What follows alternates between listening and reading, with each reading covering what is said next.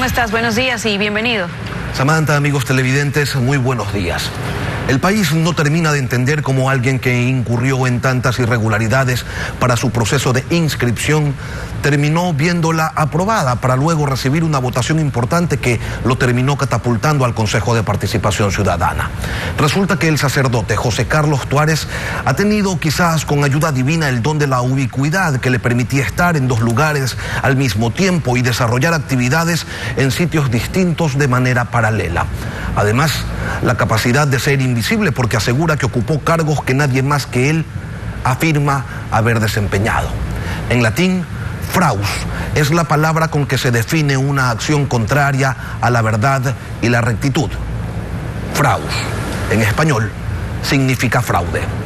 A esta hora nos acompaña el asambleísta Fabricio Villamar de los registros de Creo. Asambleísta, usted ha recogido firmas para iniciar un juicio político en contra del presidente del Consejo de Participación Ciudadana. ¿En qué se fundamenta su pedido? Buenos días.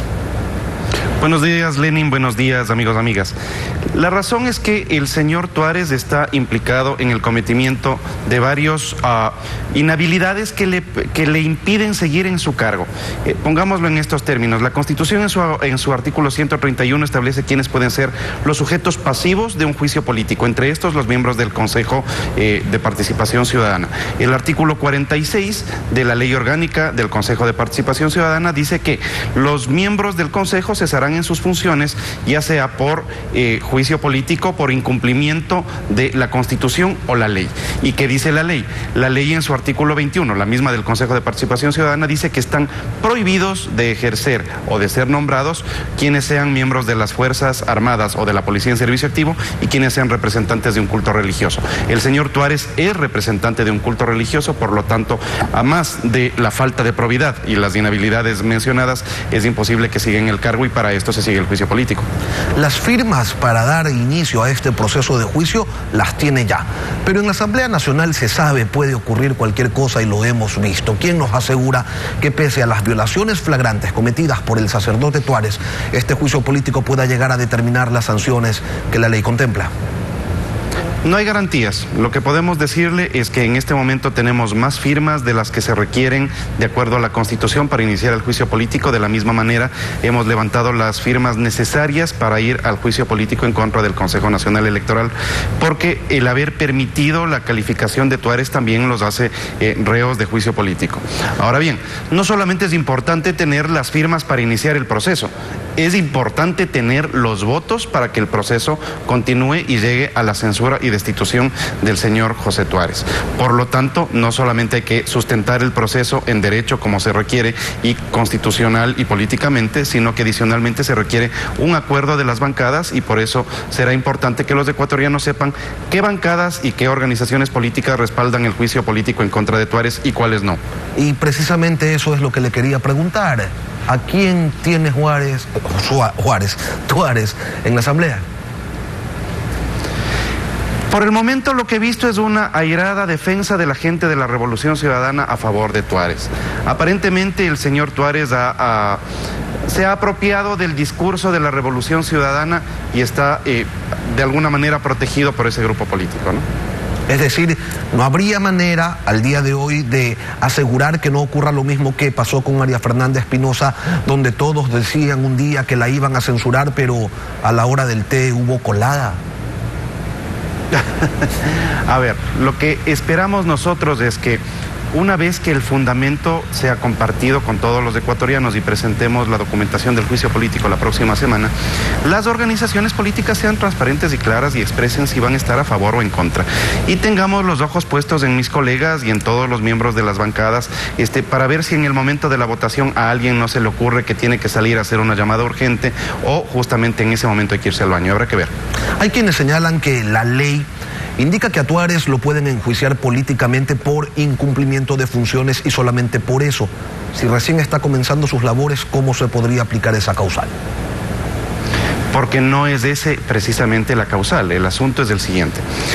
Los funcionarios públicos estamos sujetos a varios tipos de responsabilidades. Responsabilidades administrativas con la Contraloría, responsabilidades civiles y penales con la justicia, como por ejemplo las que tendrá que enfrentar el señor Tuárez por falsificación de documento público, por uso doloso del documento público y por la falsedad testimonial que puso en la declaración que presentó para la calificación de su candidatura. Pero adicionalmente, cierto rango de funcionarios públicos tiene responsabilidades políticas.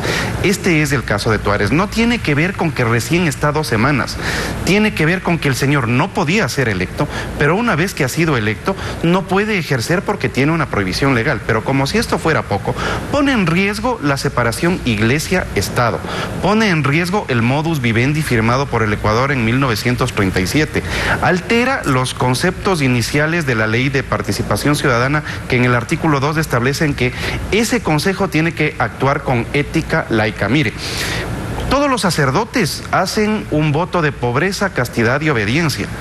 A nosotros no nos interesa el voto de pobreza del señor, que allá se arregle con quién le dio el camión, quién le dio el departamento o quién le dio las pólizas. No nos interesa el voto de castidad, que se arregle con sus feligresas.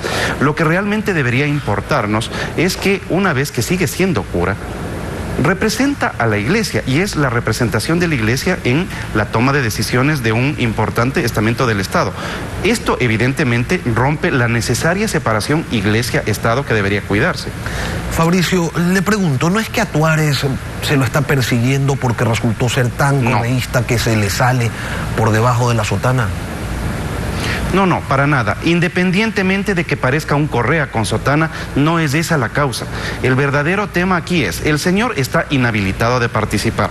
Tiene falta de probidad, tiene incumplimiento de la ley. Sí, hay responsabilidades del Consejo Nacional Electoral Transitorio, pero no podemos decir, lo que pasa es que como ya le calificaron, entonces no importa que haya mentido, porque tendríamos un sujeto que tiene una evidente falta de probidad en una de las instituciones de control del Estado, y que aquí no ha pasado absolutamente nada. No es así, no se sostiene. Sería una estulticia jurídica tratar de sostener que como ya fue calificado, ya fue electo, no hay nada que hacer con el señor.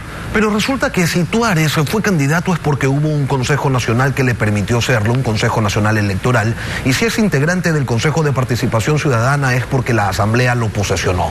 ¿Qué hacemos con esas otras responsabilidades? Lo invito a escuchar lo que dijo César Cárdenas del Observatorio de Servicios Públicos y también denunciante del sacerdote. Hace pocas semanas, antes que sean posesionados, nosotros presentamos a la Asamblea Nacional justamente una solicitud de que no sea posesionado porque está impedido por la ley, por la propia ley orgánica del Consejo de Participación Ciudadana, que dice que los representantes de cultos religiosos no pueden desempeñarse como consejeros de este Consejo de Participación Ciudadana, pero sin embargo la Asamblea Nacional lo posesionó.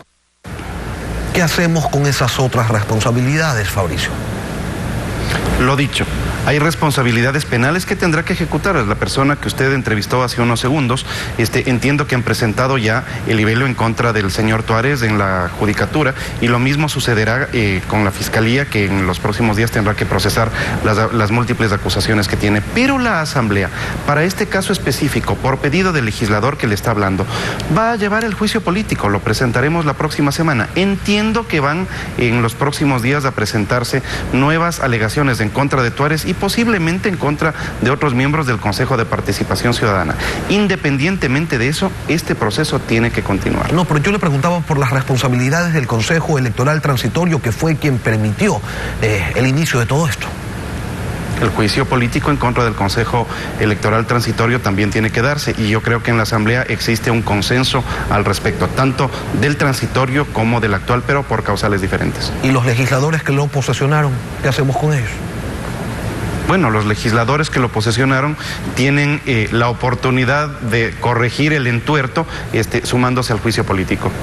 En la sesión 604 del Pleno, usted propuso que se reforme la Constitución en algunos temas. Uno de ellos refiere a las competencias del Consejo de Participación Ciudadana. ¿Cuál es el punto allí? Es que hay dos posibilidades. El día de ayer la Asamblea volvió al debate de las reformas y enmiendas constitucionales. Hay dos caminos que se pueden entender en la Constitución para la reforma, fuera de la posibilidad de la consulta mediante una Asamblea Constituyente, que son la enmienda y la reforma constitucional. La reforma constitucional se la planteará en términos de o se elimina el Consejo de Participación Ciudadana de la estructura del Estado o se acotan sus funciones. Esa es una decisión que tendrá que tomar la Asamblea en los próximos días. Ayer lo que hemos planteado es que hay varias iniciativas de reforma constitucional y lo que deberíamos hacer es agrupar las que son reforma parcial, agrupar las que son enmienda, mandar esto a la Corte Constitucional, que la Corte Constitucional nos indique cuál es el camino. Eso es lo que tiene que hacer la Corte, y en función de eso la Asamblea empieza el debate para la reforma constitucional. Usted sabe que esa reforma necesita 2 debates mediando 90 días, hecho lo cual se consultará a los ecuatorianos. En otro tema, y para finalizar esta entrevista, Fabricio, ¿qué pasa con Arroz Verde en la Asamblea? Resulta que se denuncia una trama de corrupción donde el Estado candidato hacía sentir su poder a través de un chantaje directo a los contratistas.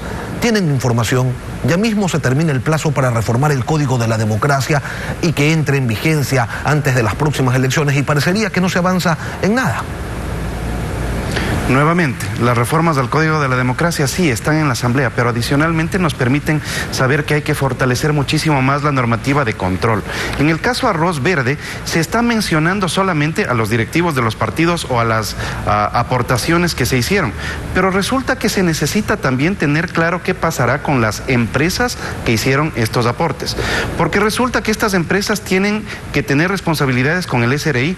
Mire, si es que el sistema de cruce de facturas lo que hacía es que alguien de Alianza País ordenaba que se impriman camisetas, por ejemplo, Odebrecht las pagaba o las pagaba Hidalgo Hidalgo, las pagaba Fopeca o las pagaba SK o las otras beneficiarias de los contratos con el Estado.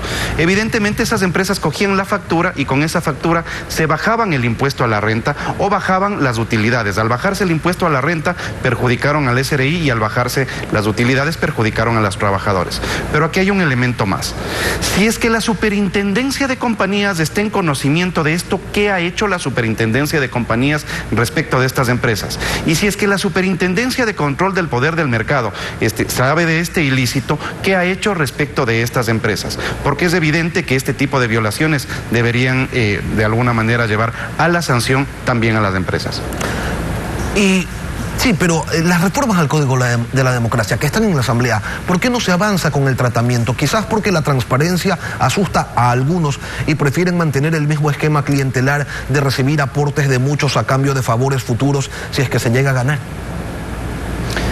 Yo pensaría que no, pero acuérdese que también el Consejo Nacional Electoral está constitucionalmente facultado para presentar proyectos de reforma en materia electoral. En algún momento determinado yo creo que tienen que reunirse las organizaciones políticas, comentar hacia dónde hay que llevar esto. Tenemos que salir del sistema de mayorías porque la Constitución no está respetando, el sistema de asignación de escaños no está respetando el concepto constitucional, el precepto constitucional de que hay que reconocer a las minorías también. Hay que reformar los distritos electorales, hay que de alguna manera fortalecer el control de esta influencia del financiamiento irregular en las organizaciones políticas. Todo eso está pendiente y en efecto el tiempo se acorta. Fabricio Villamar, asambleísta de Creo, gracias por venir a Contacto Directo. Buen fin de semana.